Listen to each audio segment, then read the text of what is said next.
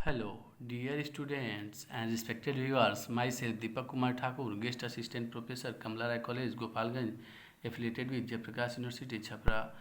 प्रिय विद्यार्थियों, आज हम लोग बीए पार्ट 2 हिस्ट्री ऑनर्स के लिए एक महत्वपूर्ण प्रकरण द टर्किश इन्वेजन से संबंधित एक छोटे प्रकरण में द टर्किश इन्वेजन हम लोगों ने एक छोटे प्रकरण का नाम दिया है और यह इस प्रकरण को ही हम लोग कई भागों में बांट के चर्चा कर रहे हैं, जिसमें हम 11वीं और 12वीं सदी में तुर्कों के आक्रमण और तुर्कों के राज्य की स्थापना से संबंधित तथ्यों को देख रहे हैं। इस क्रम में हम लोगों ने महमूद गजनवी से संबंधित विस्तृत चर्चा देखा हम लोगों ने, फिर अब मोहम्मद गोरी से संबंधित विस्तृत चर्चा हम लोगों ने देख लिया। तो अब हम लोग मोहम्मद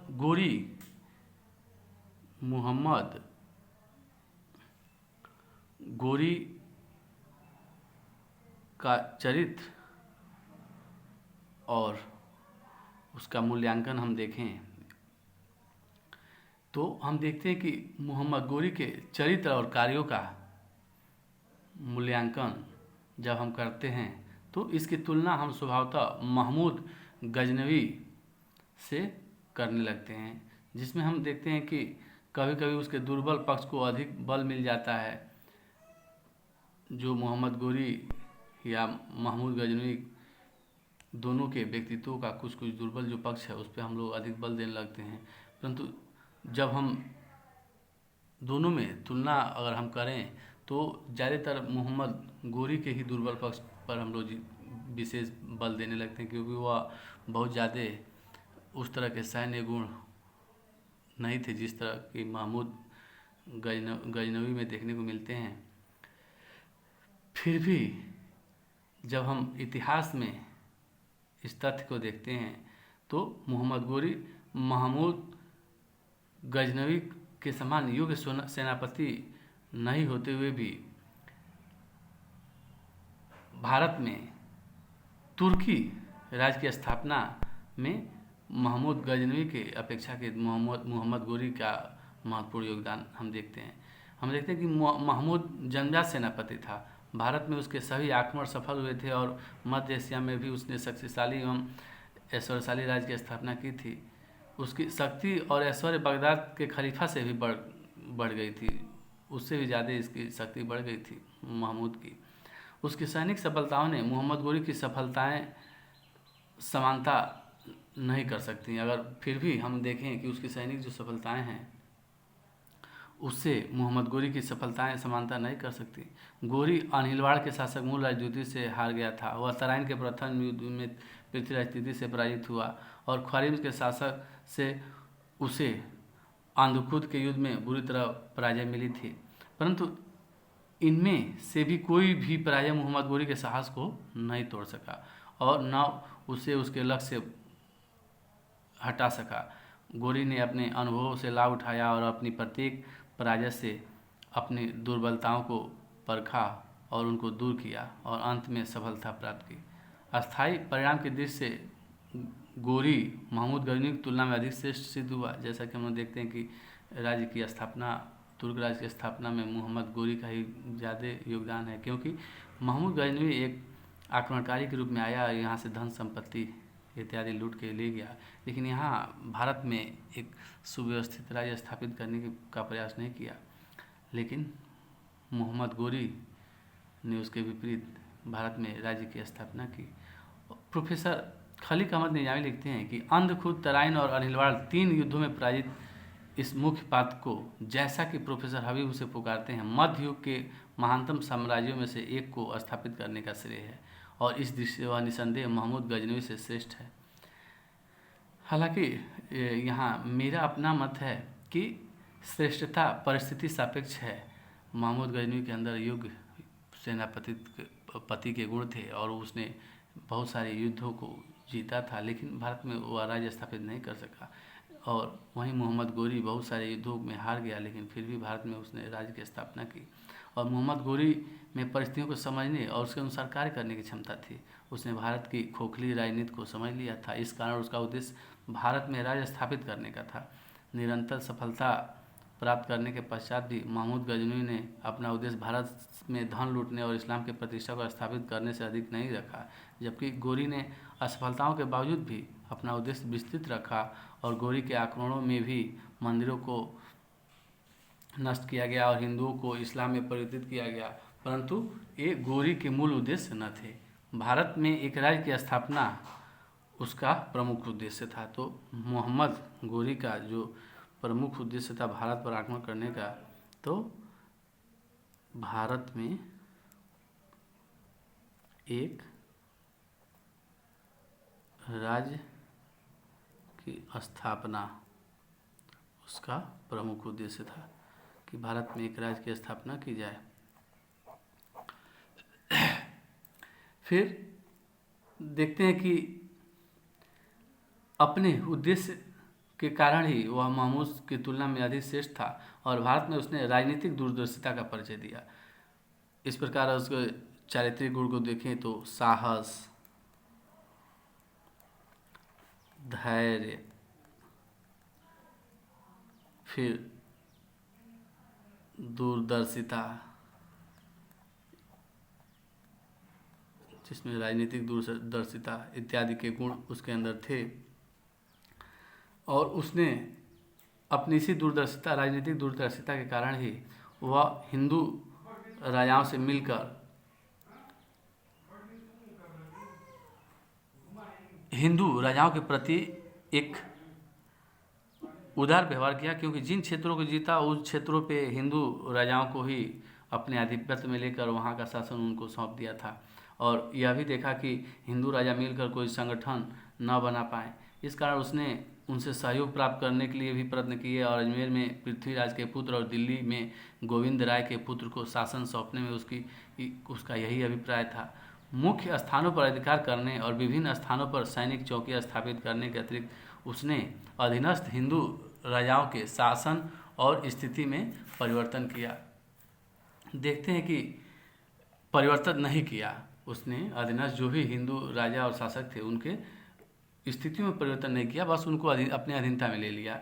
और मोहम्मद गोरी मानव चरित्र का अच्छा पारखी था, योग्य व्यक्तियों को तलाश करना और उनसे कार्य लेना उसे आता था। और इसी कारण प्रोफेसर हबीबुल्लाह लिखते हैं कि यद्यपि वह एक राजवंश की स्थापना में असफल हुआ, परंतु उसने कुछ ऐसे व्यक्तियों को शिक्षित किया जो उसके आदर्शों के प्रति उससे भी अधिक वफादार और उसके साम्राज्य की सुरक्षा करने में उससे भी अधिक योग्य सिद्ध हुए।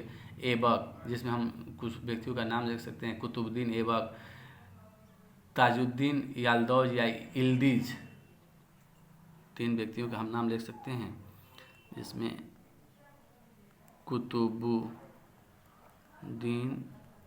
ऐबक,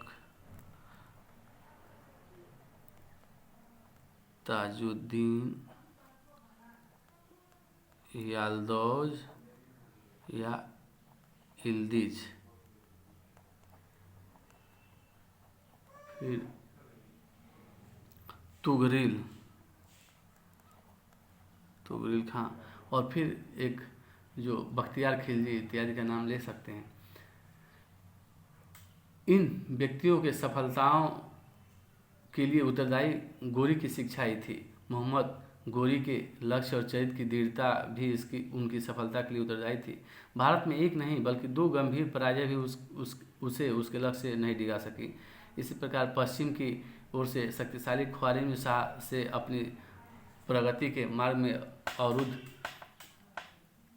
बाधा देखकर उसका उत्साह भंग नहीं हुआ और उसने पूर्व की ओर अपनी प्रगति के उद्देश्य में कोई कमी नहीं की। मोहम्मद गोरी अपनी समस्त योजनाओं को एक सूत्र में बांधता था, आवश्यकता के अनुसार उसमें परिवर्तन करता था, अपनी दुर्बलताओं को दूर करता था और राजनीति में अनावश्यक खतरे मोल नहीं लेता था, बल्कि इसके विपरीत वह बहुत सावधानी, तत्परता और निश्चित योजना से कार्य करता था। अनिलवाड़ में पराजित होकर उसने अपने आक्रमण के मार्ग को बदल दिया। तराइन के प्रथम युद्ध में पराजित होकर वह द्वितीय युद्ध के लिए गंभीर रूप से तैयारी करके भारत आया और उसने अपने युद्ध करने के तरीके में भी परिवर्तन किया। सेनानायक के रूप में उसकी दृष्टि अपने समस्त सैनिक अभियानों पर रहती थी। जब वह भारत में खोखरों के विद्रोह को दबाने में व्यस्त था, तब भी उसकी दृष्टि मध्य एशिया में अपने अभियान पर केंद्रित थी और आक्सस नदी पर बन रहे किले की ओर भी उसका ध्यान था। इसी कारण गोरी जन्मजात सेनापति न होते हुए भी एक सफल विजेता साबित हो सका। निसंदेह मोहम्मद गोरी भारत में तुर्की राज की नींव डालने वाला था और यह उसकी एक महान सफलता भी थी। गोरी को शासन की ओर विशेष ध्यान देने का अवसर नहीं मिला और न उसने दिल्ली को अपनी राजधानी बनाया। वह गजनी और गौर का शासक रहा। भारत के राज्य को संगठित करने का उत्तरदायित्व उसके गुलाम और सूबेदार कुतुबुद्दीन ऐबक पर पड़ा। गोरी सांस्कृतिक प्रगति की ओर भी उदासीन नहीं था। उसने विद्वानों को संरक्षण दिया था। फखरुद्दीन राजी तथा नजामी उरूजी उसके दरबार में रहते थे। उसने और उसके भाई गियासुद्दीन ने गौर को संस्कृति और विद्वता का केंद्र बनाने का प्रयत्न किया था, परंतु मोहम्मद गोरी की मुख्य सफलता उसकी भारत की विजय थी, जिसे उसके गुलाम ऐबक ने भारत के तुर्की राज्य में परिवर्तन कर दिया और जिसके कारण भारत के इतिहास में एक नवीन अध्याय प्रारंभ हुआ। और यह नवीन जो अध्याय था, इसी के कारण हम देखते हैं कि एक नए वर्ग, एक नए धर्म, एक नई रीति और परंपरा का भारत में आगमन हुआ और जिसके कारण भारत की संस्कृति में भी जो विभिन्नता की जो हमारी संस्कृति है, भारतीय संस्कृति, जो भारत की समाजिक संस्कृति है, उसमें और बढ़ोतरी हुई और सारे विविध पक्ष उभरे। इस प्रकार हम देखते हैं कि मोहम्मद गोरी के चरित्र में साहस, धैर्य, दूरदर्शिता और व्यक्तियों से काम लेने की योग्यता, अपने लिए योग्य व्यक्तियों को तैयार करने की क्षमता और एक राज्य निर्माण करने की क्षमता उसके अंदर थी। फिर सांस्कृतिक दृष्टि से भी उसके अंदर संस्कृति और शिक्षा पर भी उसका ध्यान था। इसी कारण उसने नाजी उरूजी और फखरुद्दीन राजी को अपने दरबार में रखा था। और इस तरह हम देखते हैं कि मोहम्मद गोरी भारत के लिए चाहे जो कुछ भी रहा हो, अपने व्यक्तिगत जीवन में वह सफल रहा और उसके बहुत सारे ऐसे गुण थे जिससे प्रत्येक राज्य, प्रत्येक समाज को कुछ शिक्षा मिल सकती है। हालांकि हम जब चर्चाएं करते हैं तो इनको आक्रांताओं के रूप में ही देखते हैं और चूँकि भारत एक समृद्ध देश था और इस पर बहुत सारे आक्रमण होते रहे और हम भारतीय कभी भी इन आक्रमणों से सीख नहीं लिए। अगर हम सीख लिए होते तो शक, हूण, कुषाण, बहुत सारे आक्रमण हुए थे, लेकिन हम लोगों ने अपने इतिहास से सीख नहीं लिया। और देखते हैं कि जो राजपूत शासक भी हुए, उन्होंने भी अगर सीख ली होती तो जो आक्रमण भारत पे हो रहे थे वह आक्रमण भारत से अन्य जगहों पे होने चाहिए थे, क्योंकि भारत उस समय समृद्धि के दृष्टि से विश्व में महत्वपूर्ण स्थान रखता था। और जिन क्षेत्रों से भारत पर आक्रमण हुआ तुर्क शासकों का या तुर्क जातियों का, तो उन क्षेत्रों पर तो भारत आक्रमण कर ही सकता था, लेकिन हम लोगों ने हमेशा रक्षात्मक ही रणनीति अपनाई। इस प्रकार हम लोगों ने मोहम्मद गोरी के चरित्र का मूल्यांकन किया और देखा कि उसने भारत में एक राज्य की स्थापना की। और इसके साथ ही हम चर्चा को समाप्त करेंगे और नेक्स्ट लेक्चर में 11वीं और 12वीं सदी में तुर्की मुसलमानों के विरुद्ध हिंदू राजपूत राज्यों की पराजय के कारण पर हम विस्तृत चर्चा करेंगे। इसको 1 या 2 लेक्चर में हम लोग करने का प्रयास करेंगे, क्योंकि एक बहुत बड़ा टॉपिक है कि हिंदू राजपूत राजाओं की पराजय क्यों हुई और इसी में क्यों विजित हुए तुर्क, इसका भी उत्तर मिल जाएगा हमें। और फिर उसके बाद हम लोग उत्तर भारत में दिल्ली सल्तनत की नींव, कारण और परिस्थितियाँ, तुर्कों की सफलता के परिणाम और भारतीय समाज पर इसका क्या प्रभाव पड़ा, इसका एक ओवरव्यू देख लेंगे, एक लुक आउट कर लेंगे। उसके बाद से हम लोग तब जाके जो कुतुबुद्दीन ऐबक से शुरू करेंगे और इब्राहिम लोदी तक चर्चाओं का विस्तार करेंगे। जय हिंद, जय भारत, धन्यवाद।